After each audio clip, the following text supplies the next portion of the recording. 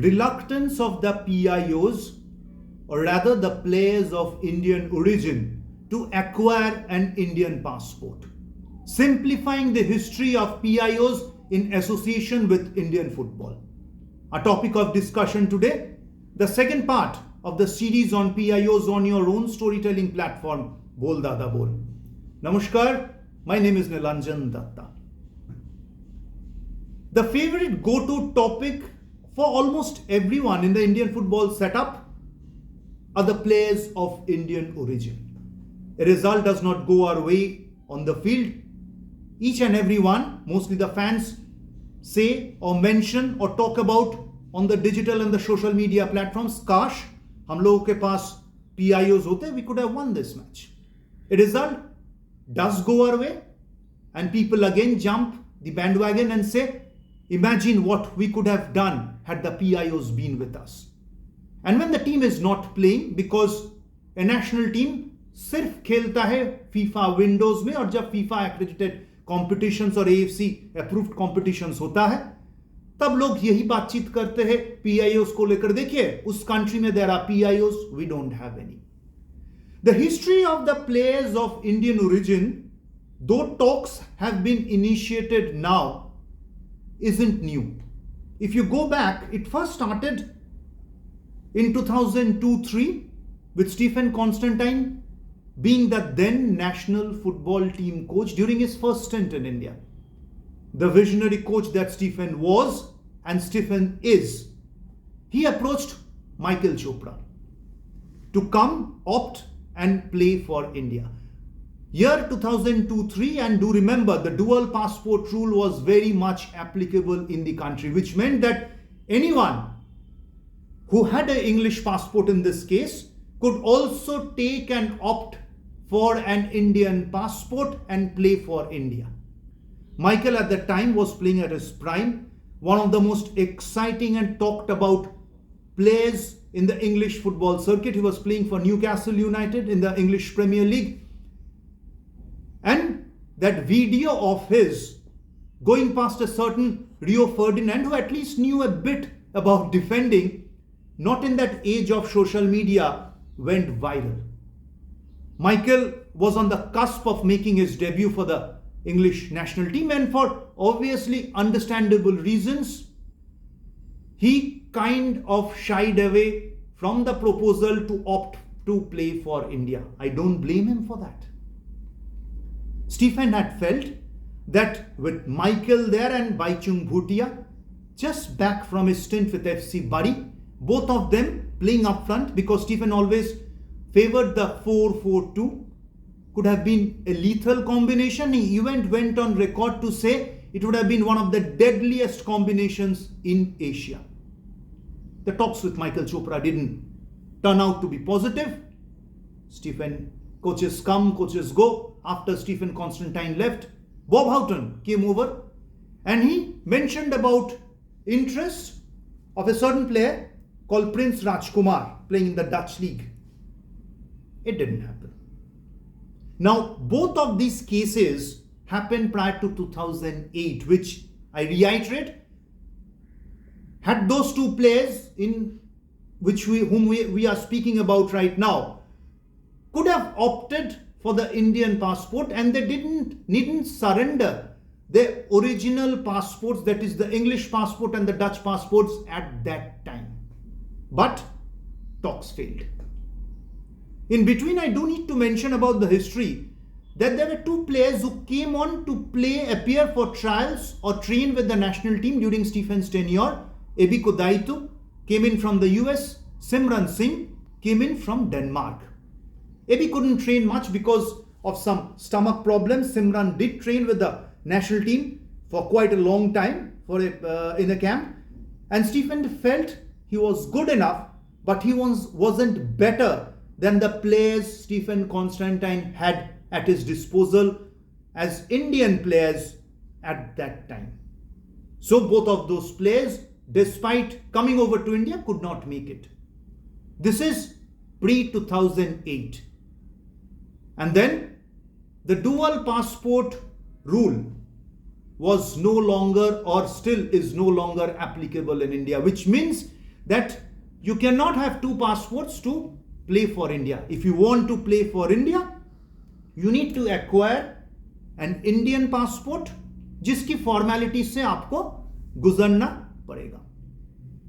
2008 के बाद 2011 when India qualified to the AFC Asian Cup Qatar 2011, Bob Houghton again approached Michael Chopra asking him to take an Indian passport, opt for an Indian passport and play and represent India in the AFC Asian Cup. That was the Continental Championship. Michael had shown his interest initially, but again, talks did not mature. At that time, he needed to surrender his original British passport. Talks are still going on, as the president of the All India Football Federation, Mr. Kalyan Chauve, has mentioned, has tweeted after the task force was set up by the All India Football Federation with all good intent and speaking to certain PIOs who have been shortlisted to come over and play for India. Obviously, they need to surrender their original passports and opt for an Indian one. But all these years, as we have been talking about, the reluctance of the PIOs to surrender their original passport and acquire an Indian passport, we do not talk about that. We always talk about a PIO expressing his interest to play for India, whoever it may be. There may be certain very notable PIOs. I do not want to go into names. There may be anyone who's playing outside feels that I can come over and play for India just because he's playing in a better professional setup than India. I've spoken to many a PIO and they have confided the reason why they are reluctant to acquire an Indian passport. Listen very carefully. Hear me out. Pura suniega.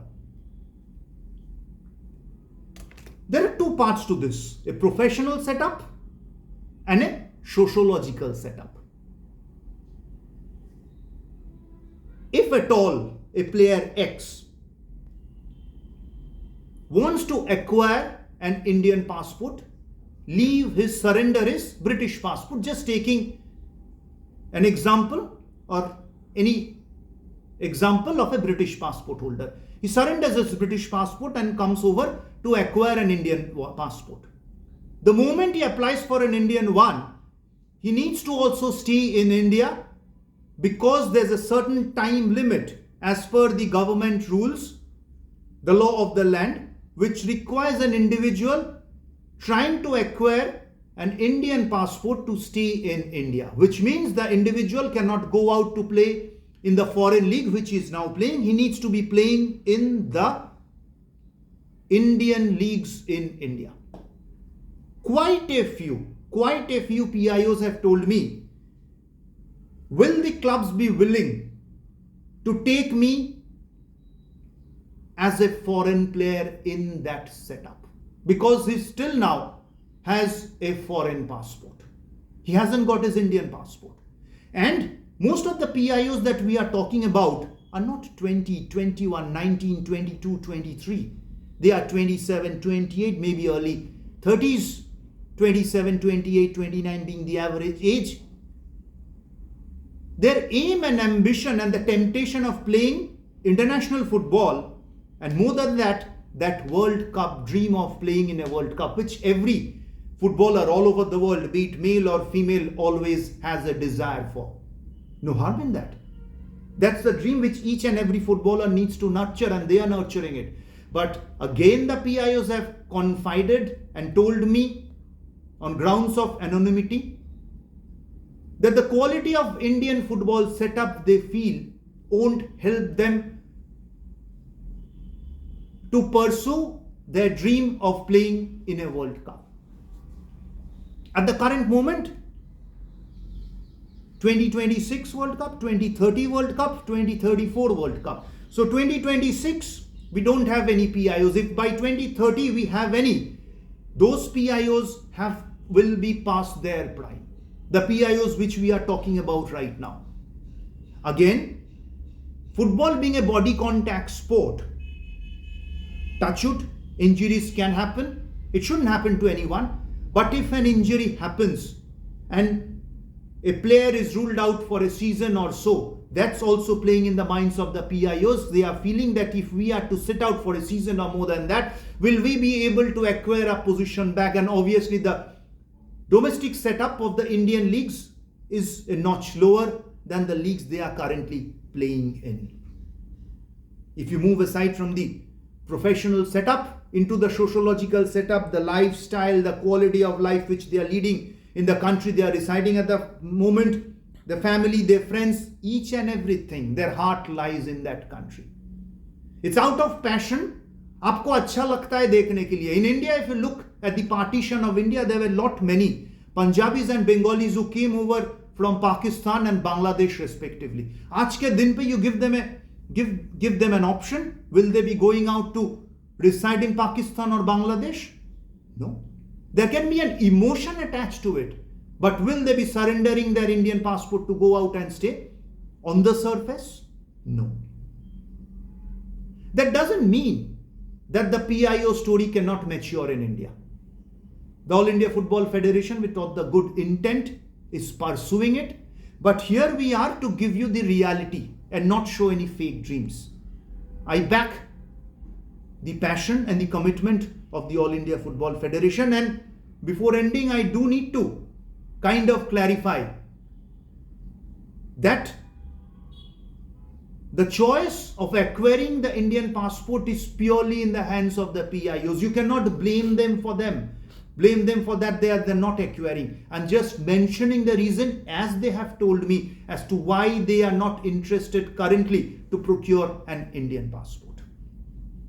The PIO story, as of now, today, that's it. We would be running another episode or maybe a couple more. We have also gone into film reviews. Do check our review of Donkey from the Rajkumar Hirani film starring Shah Rukh Khan on the short section. Tired of paid reviews, hence we felt that हम लोग को एक सही review देना चाहिए आप सभी लोगों को. बोलते रहिए, बोल दादा बोल, spread the word, please spread the word. Because we are not here in the number game. We are here to give you clarity and we are here to show you the reality. Stay well, stay safe. We will be back very soon.